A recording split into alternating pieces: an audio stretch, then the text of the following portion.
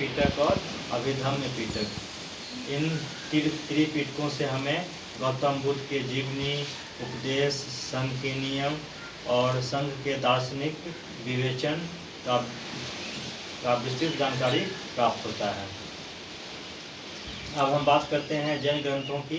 तो जैन ग्रंथों में भगवती सूत्र महत्वपूर्ण है। इससे हमें 16 महाजनपदों की जानकारी प्राप्त होती है। इसके अतिरिक्त कल्प सूत्र, जिसकी रचना भद्रबाहु ने की है, इससे भी हमें इतिहास के बारे में विस्तार से जानकारी प्राप्त होती है।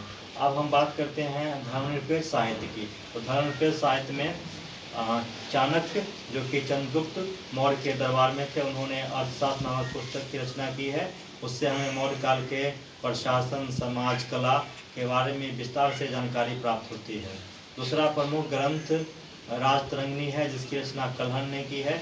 इससे हमें कश्मीर के शासकों के बारे में जानकारी प्राप्त होती है।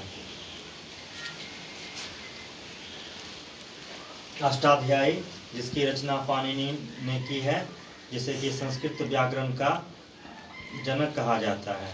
इन 3 पुस्तकों से हमें इतिहास के बारे में काफ़ी जानकारी प्राप्त होती है। अब हम बात करते हैं विदेशी यात्रियों के यात्रा वृत्तांत की। तो इसमें फाहियान, जो कि चीनी यात्री थे, उसका नाम आता है। फाहियान चंद्रगुप्त द्वितीय या चंद्रगुप्त विक्रमादित्य के दरबार में थे।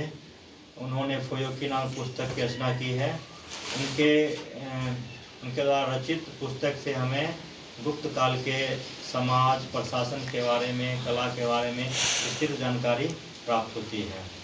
दूसरा प्रमुख विदेशी यात्रियों में हुएनसांग प्रमुख थे। इन्होंने की सियुकी नाम पुस्तक की रचना की है। वे हर्षवर्धन के दरबार में थे। उससे हमें हर्षवर्धन के प्रशासन के बारे में काफ़ी जानकारी प्राप्त होती है। एक सिंह, जो कि चीनी यात्री थे, इन्होंने अपने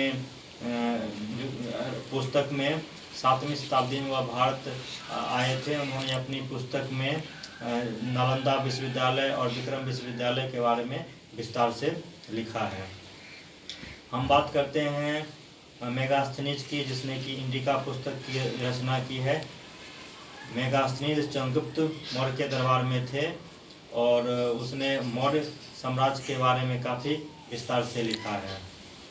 अन्य इतिहासकारों में अलवर्णी प्रमुख थे, जिसने कि किताबुल हिंद नामक पुस्तक की रचना की है।